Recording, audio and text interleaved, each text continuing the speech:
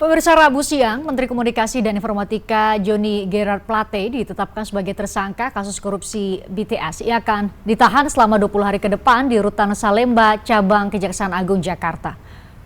Politisi Partai Nasdem ini, seperti Anda saksikan di gambar yang kami tunjukkan di layar kaca, politisi Partai Nasdem ini keluar dari gedung Kejaksaan Agung dengan mengenakan rompi tahanan setelah diperiksa sejak pagi tadi. Setelah pemeriksaan, mobil Plate juga sempat digeledah. Penyidik menyita sejumlah ponsel dan amplop dari dalam mobil Plate.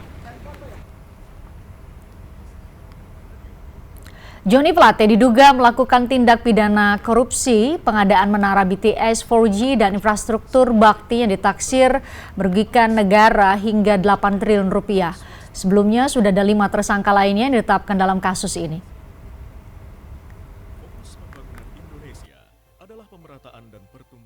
Kami simpulkan telah terdapat cukup bukti bahwa yang bersangkutan diduga terlibat di dalam peristiwa tindak pidana korupsi proyek pembangunan infrastruktur BTS 4G paket 1, 2, 3, 4, dan 5. Tentunya selaku pengguna anggaran dan selaku menteri. Atas hasil pemeriksaan tersebut, sehingga tim penyidik pada hari ini telah meningkatkan status yang bersangkutan setelah dari saksi menjadi tersangka. Kalau reshuffle kan itu hak prerogatifnya Bapak Presiden. Jadi saya ketemu Bapak Ketua Umum dulu, perintah Bapak Ketua Umum apa.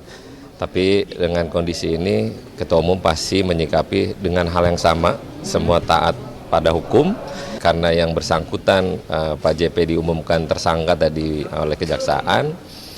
Saya rasa ini bukan terkait politis, tapi memang latar belakang hukum yang berlaku kepada Johnny Plate sudah ditetapkan.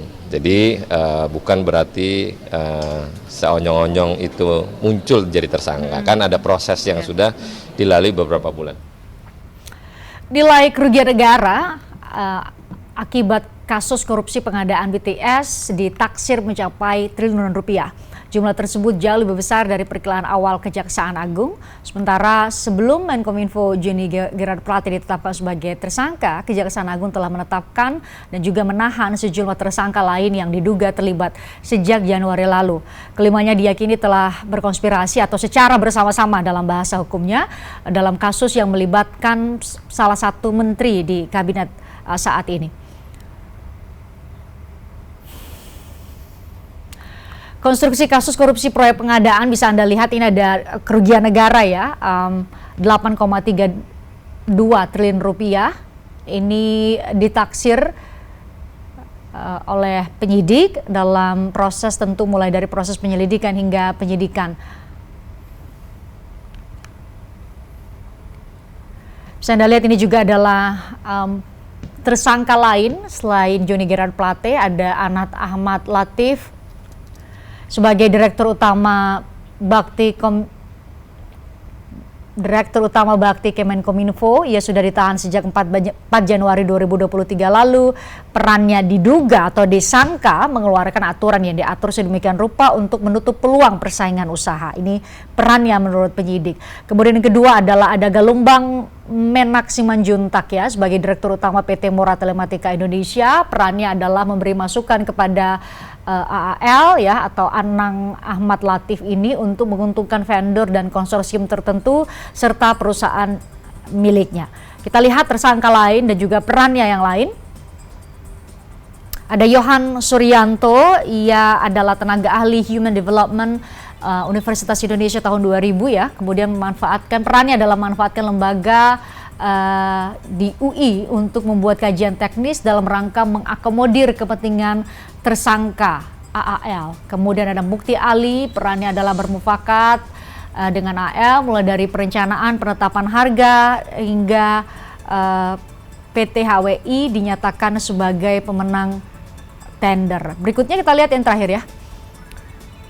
Berikutnya ya, Irwan Hermawan, ini perannya adalah bermufakat atau secara bersama-sama ya sebenarnya dengan AL mengkondisikan pelaksanaan pengadaan BTS 4G pada bakti Kominfo sedemikian rupa sehingga penyedia tertentu jadi pemenang. Ini pada pokoknya adalah bersama-sama melakukan mengatur agar proyek ini dibenarkan oleh pihak tertentu dengan nominal tertentu. Kita lihat ini peran dari Johnny Gerard Plate, diduga ya atau disangka terlibat tindak pidana korupsi. Tentu tadi kita dengarkan Kapuspen menyebutnya sebagai kuasa pengguna anggaran sebagai menteri di kementerian terkait. Dalam hal ini adalah Kementerian Kominfo. Saya sapa praktisi hukum dan juga pegiat anti korupsi Saur Siagian juga sudah bergabung secara virtual. Bang Saur, terima kasih sudah bergabung bersama kami, Bang Saur. Bang Saur. Ya. Bang Saur, kalau kita simak, sudah bergabung juga ternyata tenaga ahli utama KSP, Ali Muchtar Ngabalin. Ya, Mbak. Ya. Selamat malam, Assalamualaikum warahmatullahi wabarakatuh. Waalaikumsalam warahmatullahi wabarakatuh. Bang Ngabalin, ini mungkin pertanyaan pertama buat Anda dulu karena ini kan yang terlibat kasus korupsinya adalah menteri. Hari-hari ini yang menjadi concern kita adalah apapun yang dihadapi oleh menteri-menteri, oleh pejabat atau penyelenggara negara level manapun itu kemudian tidak terganggu dengan hal apapun termasuk dengan kasus hukum yang menjeratnya. Dari Presiden sendiri kira-kira apa pesannya Bang Ngabalin? Ini harus dimaknai apa oleh publik di tengah banyak sekali spekulasi yang mungkin Anda sendiri sudah tahu apa yang terjadi dan mengemuka di publik?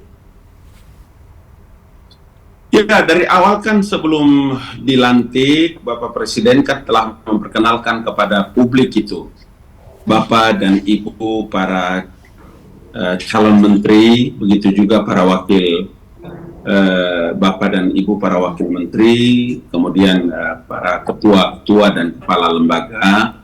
Berkali-kali Bapak Presiden telah menyampaikan fokus bekerja dan jangan pernah ada yang terkait dengan masalah hukum. Artinya apa? Kalau sudah terkait dengan masalah hukum, pasti Bapak Presiden tidak mungkin bisa melakukan intervensi.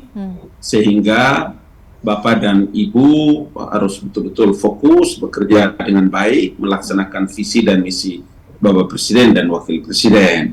Sehingga kalau hari ini terjadi kepada Bapak JGP, ya ini menjadi satu di antara beberapa yang sudah terdahulu. Artinya apa?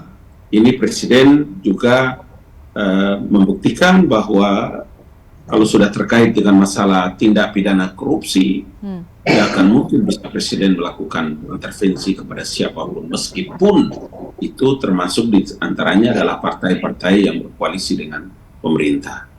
Itu pesan utamanya. Bang Saur, baru saya tadi mau nanya soal ini. Bang Saur, kalau kita simak dan kita lihat dari peran beberapa tersangka yang ditetapkan terlebih dahulu sebelum Menkominfo Johnny Gerard Plate. Ini sebenarnya kan kalau kita mengikuti kasus-kasus korupsi selama ini adalah modus klasik. Sengaja dibuat ada proyek tertentu dengan nominal tertentu, kemudian dikondisikan akan dimenangkan oleh perusahaan tertentu. Ini sangat klasik sebenarnya di kasus-kasus korupsi. Tapi mungkin Bang Saur bisa cerita ini modus apa, bagaimana caranya, tapi kok bisa berulang terus ya Bang Saur? Ya, Christian, kalau kita lihat kan uangnya gede banget itu loh. Dari 10 triliun yang dianggarkan, lebih daripada 80% kemudian diduga untuk kerugian negara. Dan yang kedua, Christian, kalau kita lihat BTS ini kan adalah bagaimana kita kebutuhan dari rakyat kita di perbatasan. Betul. Kemudian yang terisolasi dan juga yang terluar. Artinya adalah orang-orang yang sebenarnya tidak punya akses secara konstitusional atau mereka kuat. Inilah program yang untuk BTS ini. Nah, oleh karena ini menurut saya mereka ini pengkhianat. Ya toh, karena bayangkan kalau kita lihat program-program bagaimana Indonesia ini tersambung satu dengan yang lain. Karena memang akses internet itu sesuatu yang menjadi kebutuhan utama kita, itu yang dikorupsi gitu loh. Nah, oleh karena itu, Christian, kita apresiasi ke KPK dan juga kita apresiasi juga Sahroni. Tadi saya dengar Sahroni sebagai bendahara kemudian membuat statement bahwa ini tidak berkaitan kepada soal politik. Nah, saya kira itu kita hargai statement daripada Sahroni, ya kita pahamilah itu mewakili partainya. Tetapi jauh lebih penting adalah karena ini uang besar, ini harus dituntaskan kemana saja dana-dana ini. Ya, dan kejaksaan kita minta segera bagaimana mengambil dana-dana ini menggunakan instrumen hukum yang lain. Apakah tindak pidana pencucian uang? Nah, makanya kita harapkan sebenarnya bagaimana undang-undang atau RUU perampasan aset itu segera diundangkan, sehingga kerugian negara kita harapkan bisa kembali, Christian. Dan yang berikutnya adalah kalau ada orang yang terlibat, entah siapapun dia, ya toh, kita minta aparat penegak hukum, kemudian kawan-kawan di kejaksaan harus mengurus tuntas supaya apa? Kepercayaan publik kepada partai-partai yang hari ke hari terus mengalami terjerat kasus korupsi seperti ini, tidak kemudian mereka kemudian semakin terpuruk, Christian. Itu menurut saya kita dorong kawan-kawan di kejaksaan. Oke, Anda mengapresiasi ya kerja dari kejaksaan. Bang Abalin, tadi penting sekali poin dari Bang Saur bahwa satu, kita berharap namanya juga uang rakyat ya bisa kembali dengan TPPU, itu bagian teknis hukum. Tapi yang menjadi concern kita semua kan bahwa ini adalah proyek BTS ini kan sebenarnya tujuannya adalah supaya semua nih saudara-saudara Bang Abalin juga yang di Papua bisa mendapatkan akses internet, kita semua bisa go digital, dan itu memang menjadi pesan Presiden, harus ada target tertentu, para UMKM kita juga harus go digital, kita bisa menjadi instrumen kita untuk pulih dan meningkatkan mengakselerasi perekonomian kita.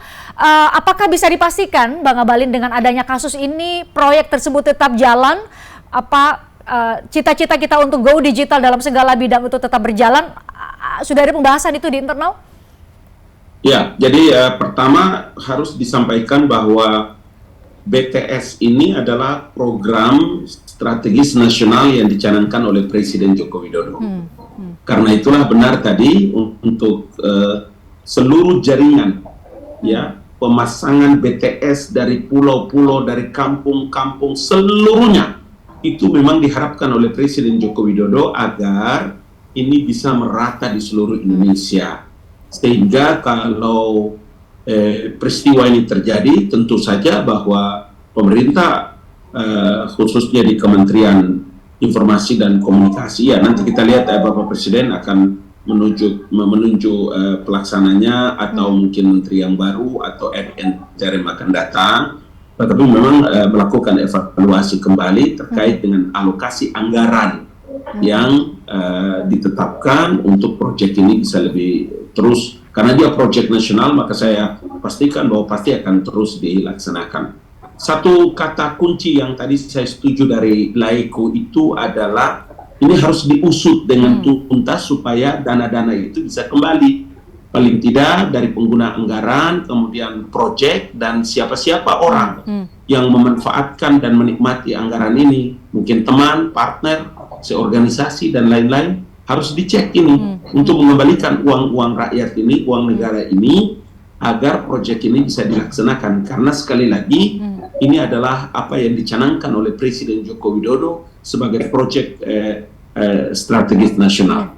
Oke, ini sebagai proyek strategis nasional tetap harus jalan, pun ada tsunami kasus ini ya, di tengah proses mewujudkan proyek besar ini, proyek strategis nasional Anda menyebutnya. Kita jeda sejenak Bang Saur, Bang Abalin, untuk kemudian nanti kita bicara lebih substantif terkait dengan banyak hal. Tadi Anda katakan bahwa nanti Presiden juga akan memberikan respon, entah itu juga tetap dalam konteks untuk tetap menjamin bahwa proyek ini tetap berjalan. Bagaimana nanti ke depan? Usai jeda di obrolan malam.